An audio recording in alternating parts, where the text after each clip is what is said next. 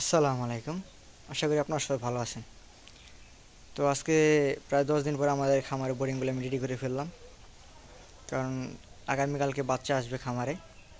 তো এই বোরিংগুলো রেডি করতে আমার 3 দিন সময় লাগছে, কারণ আমি প্রায় 900 স্কোয়ার ফিটের মতো যে তারপরে বিছাইছি, তারপরে এগুলো ভুসি দিয়েছি, 3টা বোরিং সাজাইছি। তো যারা পুরান খামারি আছে বা যারা নতুন খামারি তারা অবশ্যই জানেন যে কী পরিমাণে সময় লাগতে পারে 3টা বোরিং সাজাইতে। যেহেতু শীতের দিন, এই জন্য আর কি একটু সময় বেশি লাগছে। শীতের দিনগুলো ছোটো হওয়ার কারণে কাজ করে সুবিধা পাওয়া যায় না। তো আমি এবার 3টা বোর্ডিংয়ে আমি 1800 বাচ্চা দেবো। আমি 4টা বোর্ডিং নিতাম আগে গরমের সিজনে, এখন শীতের দিনে 3টা দিই, কারণ অল্প জায়গায় বাচ্চাগুলো রাখলে তাড়াতাড়ি গরম করা সম্ভব। আমি লাইটগুলো অল্প জায়গায় রাখিয়া বেশিগুলো লাইট দিই, তাহলে মুরগিগুলো তাড়াতাড়ি গরম হয়। আমি লাইটের পাশাপাশি কিন্তু আমি এই জায়গায় টিন দিই, জার ব্যবহার করি। এই যে ইট রাখছি, প্রত্যেকটা বোর্ডিংয়ে এরকমভাবে ইট দেওয়া আছে, এই যে ইট দেওয়া আছে। এই যে আমি এই জায়গায় লার্কি নিয়ে রাখছি প্রায় 5 মনের মতো, আরও 5 মন লার্কি লাগবে আমার এই 10 দিনের বোর্ডিংয়ে। তো আমি অল্প জায়গায় দেখা যায় যে এই জায়গায় এবার আমি জায়গা কম দিছি। প্রতিবার আমি 10 ফিট দিই, এবার আমি দিছি 8 ফিট। 8 ফিটের মধ্যে 600 বাচ্চা দেবো, যাতে অল্প সময় তাড়াতাড়ির মধ্যে আমার এই বাচ্চাগুলো গরম থাকে। দেখা যায় যে পরিমাণে শীত পড়ে অতিরিক্ত জায়গা দিলে মুরগির বাচ্চাগুলো গরম করা খুব কষ্টকর, গরম হয়ও না, এই জন্য আমি অল্প জায়গা দিছি। তো আমি কিন্তু যেদিন পেপার মানে এগুলো 24 ঘন্টা পেপারের উপর রাখার পরে পেপার যখন সরিয়ে ফেলবো, তখন দেখা যায় আমি আরও 2 ফিট জায়গা বলিয়ে দেবো।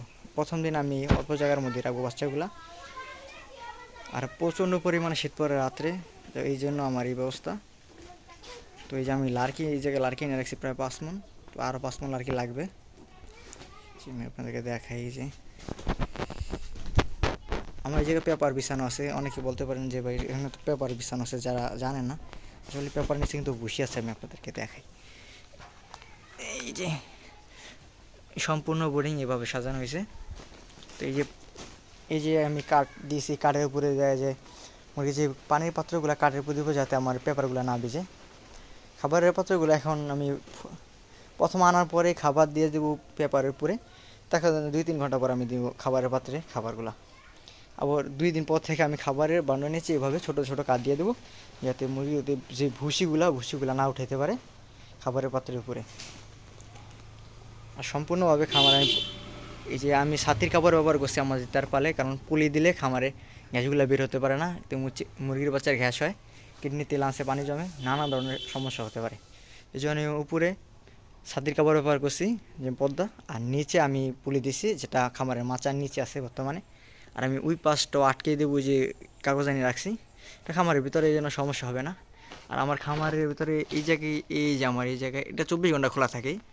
আর ওই পাশে এরকম একটা আছে, তো ওই জায়গায় এই 2টা জায়গা দিয়ে দেখা যায় যে আমার খামারে যত ধরনের ধোঁয়া হয়, এই যে লার্কি জ্বালানোর পরে যে ধোঁয়াগুলো বের হয়ে যায় উপর দিয়ে,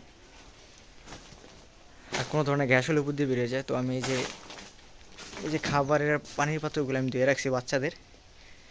আসলে ভাই প্রচুর অনেক কাজ, যে কাজ আসলে বলার মতো না। যারা এই মুরগি পালন করেন তারা জানেন যে 2000 বা 1500 মুরগি পালতে কী ধরনের সমস্যা হয়, কতগুলো কাজ থাকতে পারে। এই যে আমি এই যে এই দিয়ে রাখছি।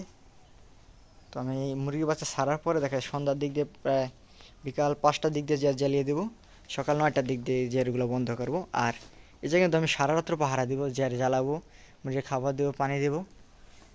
শীতকালের দিন এই জন্য আমি সারা রাত্রে এগুলো পাহারা দিতে একটু কষ্ট বেশি হয়। শীতের দিনে যারা মুরগি পালন করে জানেন একটু কষ্ট বেশি। আর ভাই লার্কিতে যেহেতু আমি আগুন ধরাই জারের মধ্যে, এগুলো রেখে যাওয়া সম্ভব না। যদি আমি রেখে যাই তাহলে দেখা যায় যে আগুনের ফুলকি মুলকি পরে খামারে কোনো একটা দুর্ঘটনা হতে পারে, এই জন্য আমি সম্পূর্ণ রাত পাহারা দিই। দেখা যায় যে আমি দিনের বেলা এই টাইমটা আমি ঘুমিয়ে নিই।